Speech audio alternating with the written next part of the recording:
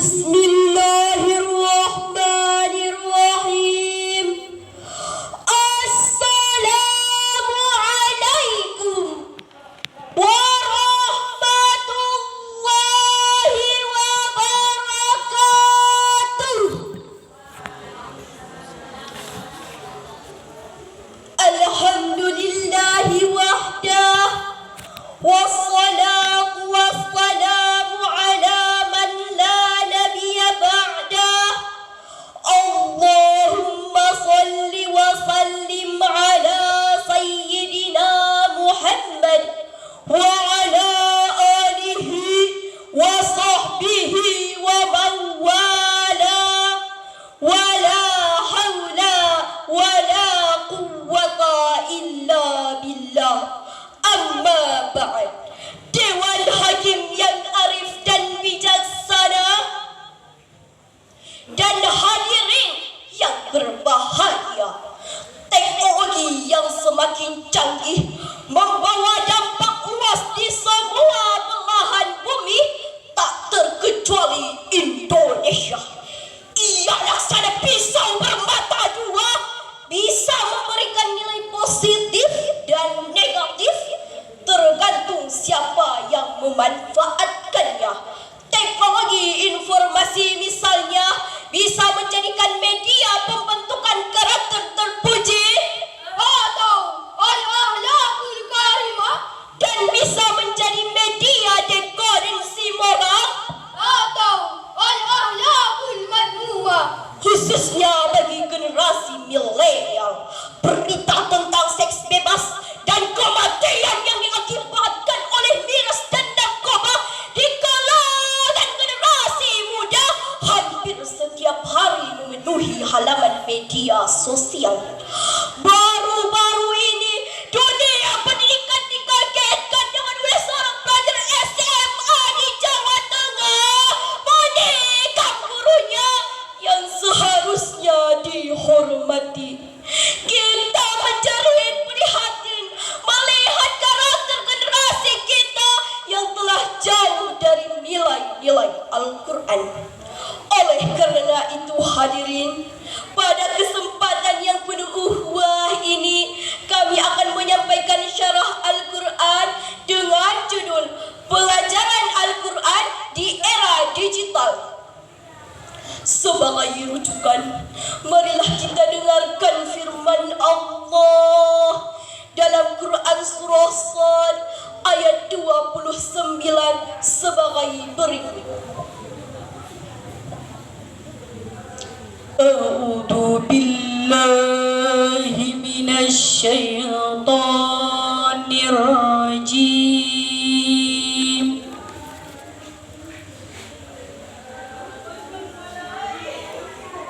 Bismillahirrahmanirrahim.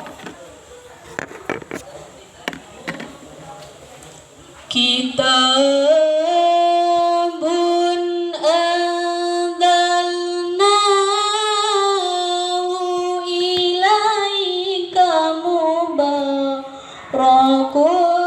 liyadabbaru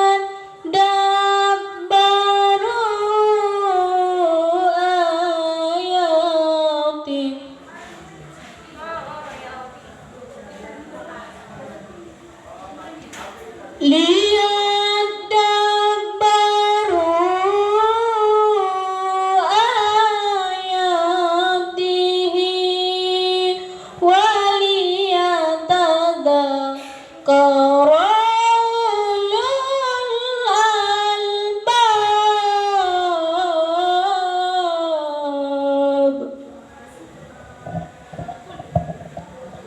Aku berlindung kepada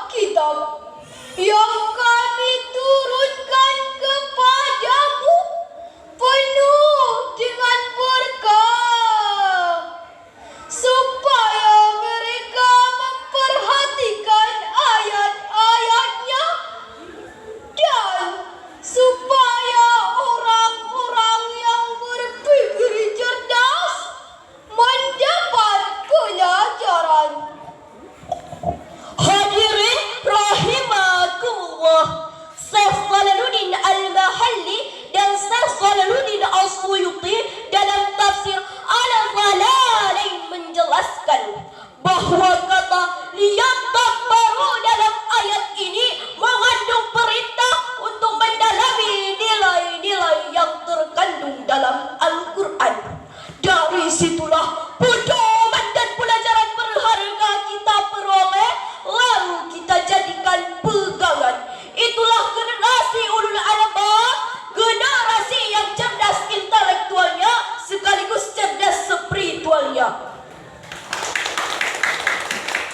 Hadirin yang berbahagia, pesatnya perkembangan teknologi telah membawa perubahan terhadap karakter dan gaya hidup setiap orang. Lebih-lebih generasi muda. Kita takkan bisa menghentikan laju internet bumi. Sebagai konsekuensinya, kita harus membangun fondasi keimanan dan filter yang kuat untuk menyaring derasnya arus budaya asing. Hadirin, sekuat apapun angin kencang tak akan dapat menumbangkan pohon yang akarnya mengguncang ke bumi. Sayyidina Ali bin Abi Thalib radhiyallahu anhu berkata, angin kencang yang menerpa bukanlah untuk menggoyang pohon, melainkan untuk menguji sejauh mana kekuatan akarnya. Hadirin, berdasarkan data dari Indonesia Corruption Watch, jumlah penindakan kasus korupsi di tahun 2021 mencapai hingga 209 kasus. Kerugian yang dialami negara juga tidak tanggung-tanggung akibat kasus korupsi tersebut, yaitu mencapai hingga 27 triliun rupiah. Dana yang cukup untuk membangun 1000 madrasah serta pondok pesantren dengan semua fasilitasnya. Marilah kita mohon ampun kepada Allah.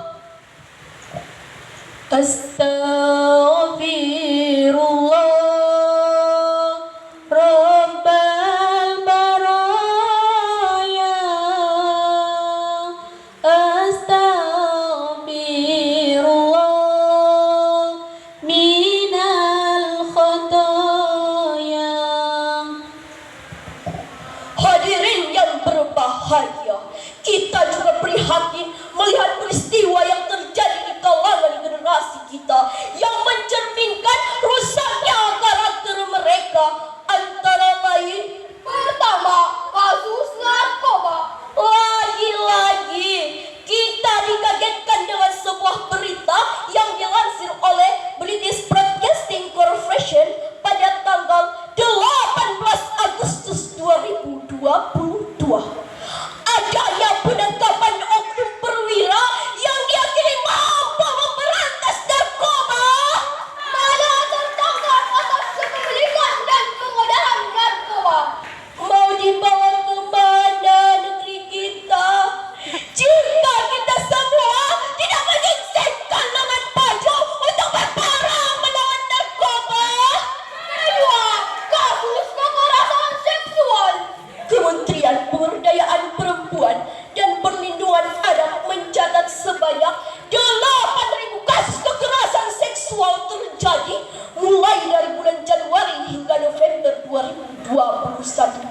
Hadirin, kami ulangi sekali lagi, 8.000 kasus, bukan 8 kasus. Negara kita kaya dengan para pakar berpendidikan tinggi dalam disiplin ilmu, lulusan dalam maupun luar negeri, bahkan bergelar profesor.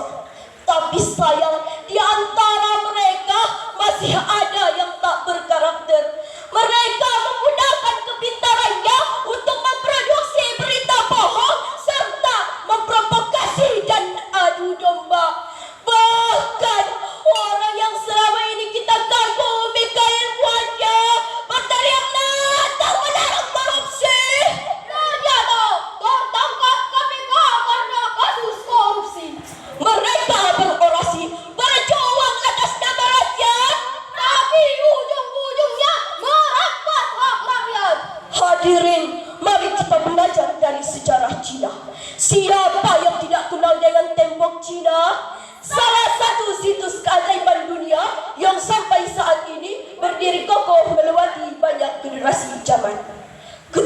Cina zaman kuno ingin hidup dalam kondisi aman, mereka membangun tembok Cina yang besar untuk melindungi negaranya. Memang tembok itu sangat kokoh sehingga pada beberapa kali perang tidak dapat ditembus oleh musuh. Namun ternyata hadirin,